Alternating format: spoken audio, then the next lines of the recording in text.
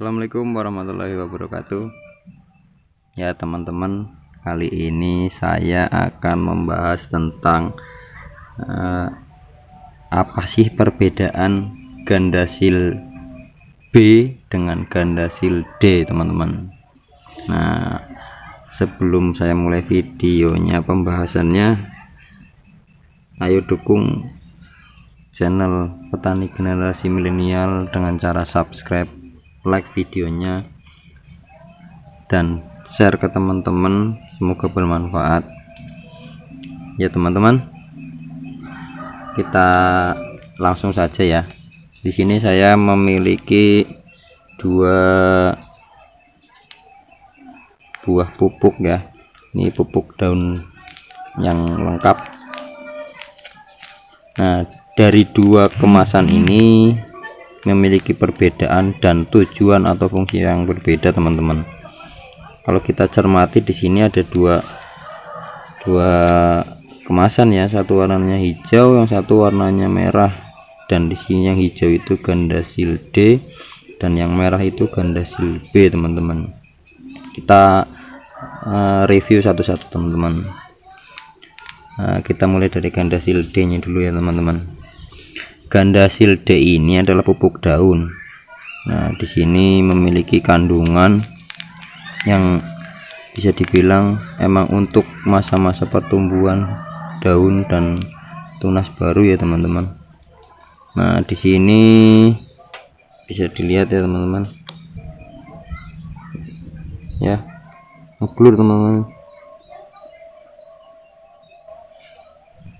Ya, di sini kita lihat ya. Nah, teman-teman, di sini ya. Di sini tertulis jelas pupuk daun lengkap yang dapat digunakan untuk berbagai jenis tanaman, teman-teman. Nah, di sini saya menggunakan untuk tanaman cabai. Nah, untuk anjuran penggunaannya, kalau di sini di kemasannya itu per tanaman melarutkan 10-30 gram per 10 liter air, teman-teman, di sini. Atau untuk bisa dipermudah ya, per 1 liternya itu 1-3 gram, teman-teman.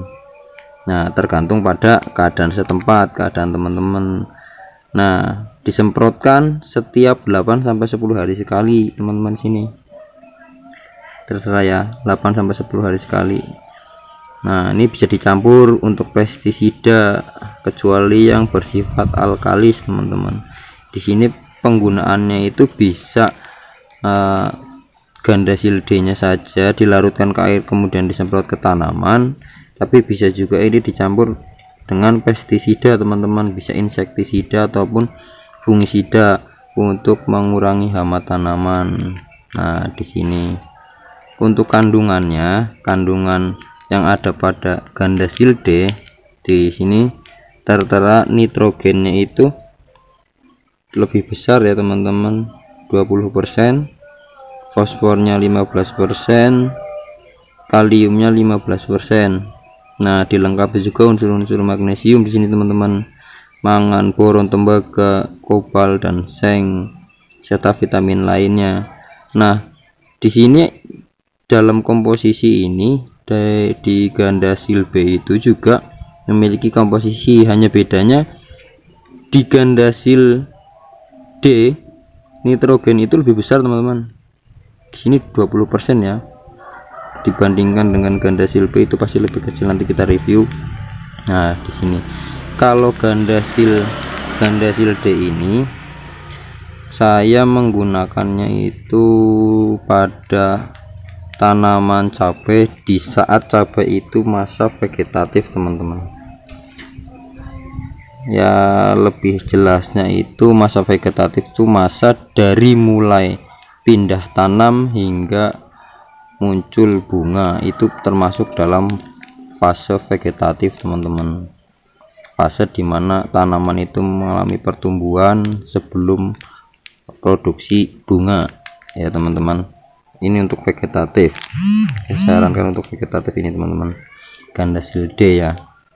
Nah, ini kurang lebih penggunaannya itu sejak mulai tanam tumbuhan itu. Saya mencontohkan di sini di tanaman cabai ya teman-teman. Nah di sini itu digunakan selama kurang lebih 1 bulan teman-teman. Kalau ini pengaplikasiannya itu sekitar 2 minggu sekali. Saya sih mengaplikasikannya 2 minggu sekali ya teman-teman. 2 minggu sekali, 2 kali seminggu teman-teman. Nah di sini saya campur dengan pestisida. Di saat saya menyemprotkan insektisida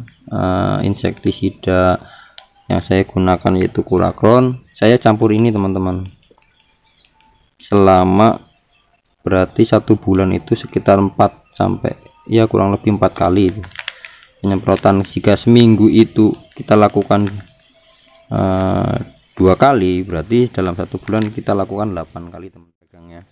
Nah ini saya campurkan dengan campuran di sini per liter itu 1 sampai 3 gram teman-teman.